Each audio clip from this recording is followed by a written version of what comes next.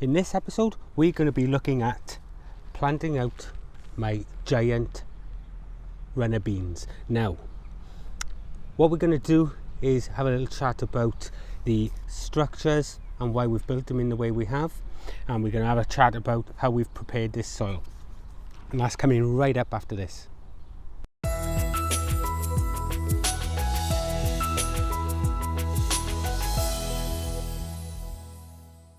So guys, this bean trench was done quite a while ago, and we prepped it by running a rotavator through the ground first to break it up into quite a fine tilth.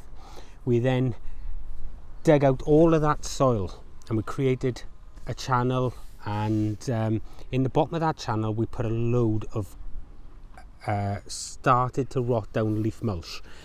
And then on top of that, we put down some leaf mould, which was completely broken down.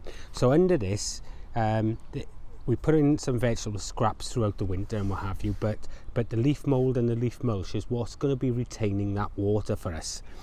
Now, as you can see here, we have some nice strong canes. They're really thick. They're about as thick as my finger, and they're thick right the way up. They don't get thin at the top.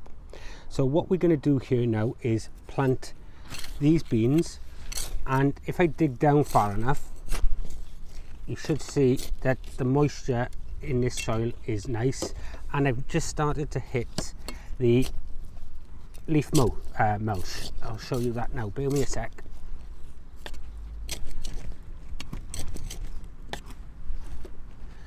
So here we have some of the leaf mulch here, and it's just basically shredded leaves, and they're very, very moist, so they're holding that moisture in.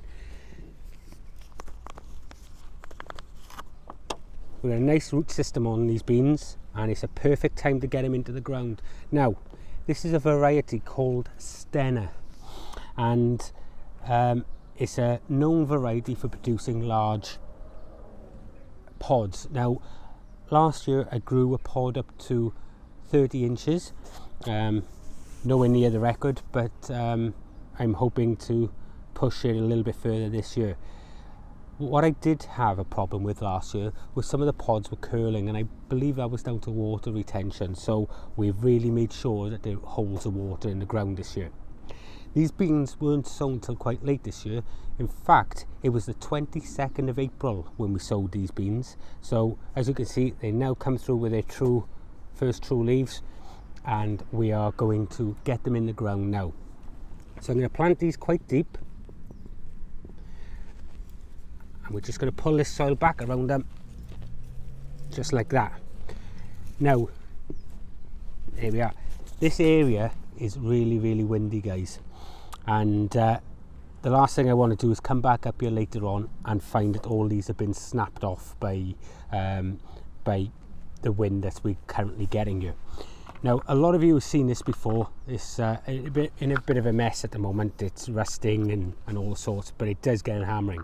But essentially, this is what gets used in a lot of nurseries for taping plants to sticks. And you may have noticed them before when you see these little blue and green labels, okay?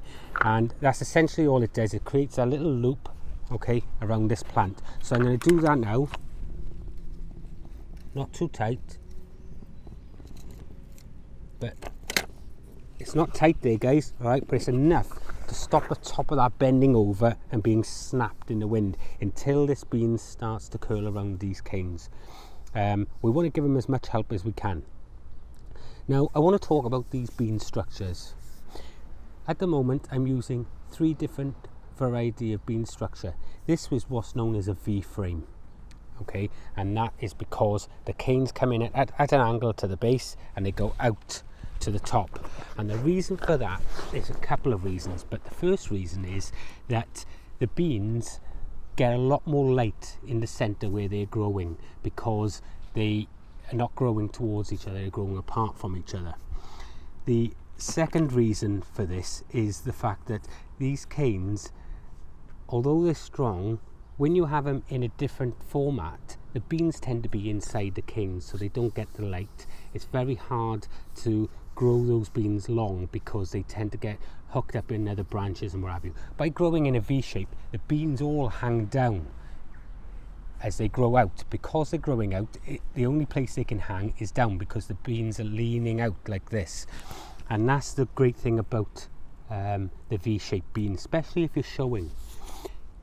Now, as you can see here, we have an A-frame. Now this A-frame I put together using just bamboo canes and also cable ties. I don't like string, and I tell you the reason for that is because up here it is very windy and you really need a strong system. By using these cable ties and putting in the A-frame with this top brace and also these diagonals, this is one of the strongest frames you will ever find. It is really that good.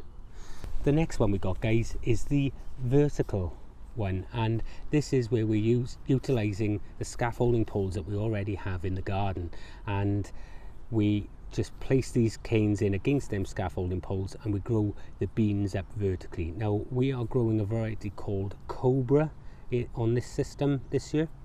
The variety we're growing for the A-frame is two varieties. That is red night runner beans, and also we are growing a Belotti bean in amongst them as well.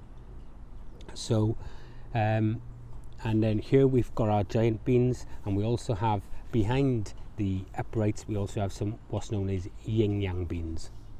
So guys, all that leaves me to talk about now really is, why have I planted in these big tubs?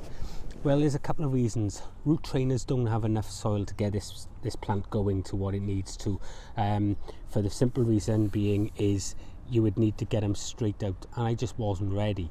So by planting them straight into these big tubs and then them sow from there, they've got a little bit of room before they need to be moved out. Now we could have even waited a little bit longer, but as you can see, these roots now have come straight down and they've just hit the bottom. I can just tease that off now like that, and now they're ready to continue going down into the ground without any issues at all to this plant.